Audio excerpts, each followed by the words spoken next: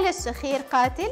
أيوة، الشخير من أكثر علامات مرض توقف التنفس أثناء النوم، اللي هو زول بيكون نايم في أمان الله وفجأة نفسه يقطع.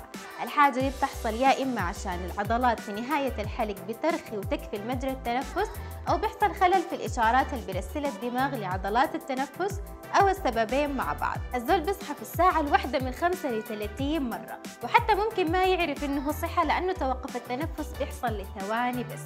اللي بيحس بالموضوع بيتعذب به طول الليل هو الشخص النايم جنبه، هو اللي بيسمع الشخير وهو اللي بيحس بصحيات الزول التاني. لكن الموضوع طلع أكبر من مجرد تقطع النوم وإنه الزول يصحى تعبان وما يعرف ماله.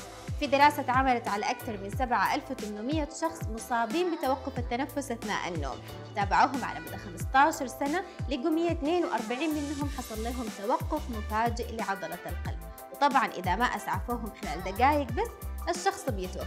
الدورات المتكررة من توقف التنفس ونقص الأكسجين في الدم بتنشط عمليات التهابية مختلفة بينتج عنها خلل وظيفي وإصابة في الغشاء الداخلي للشرايين، بالتالي تصلب الشرايين اللي برضو بينتج عنه أمراض القلب المختلفة وارتفاع ضغط الدم والسكتة الدماغية، غير هرمونات التوتر اللي بيفرزها الجسم واللي ممكن تأثر على خلايا البنكرياس اللي بتفرز إنسولين، بالتالي يحصل سكري.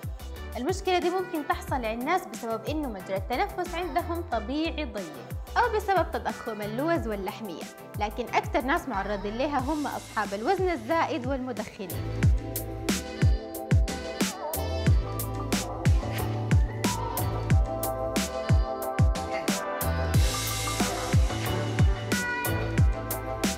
للأسف المرض ده ما عنده حبوب بتتبلع ويروح.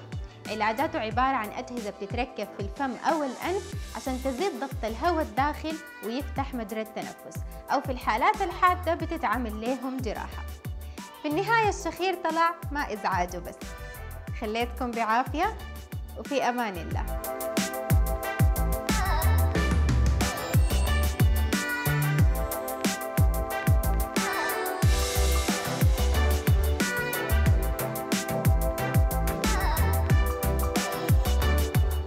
في الصيدلية في نوعين من الأدوية، أدوية بتتصرف من غير روشتة طبية وبناء على شكواك الصيدلي هيديك العلاج المناسب، وأدوية بتتصرف بروشتة طبية يعني محتاجة فحص وتشخيص. الروشتة هنا ضرورية، ما تصر على صرف الدواء من غير روشتة لأنه أصلا بقى إجباري يتصرف بروشتة لمصلحتك. سلام.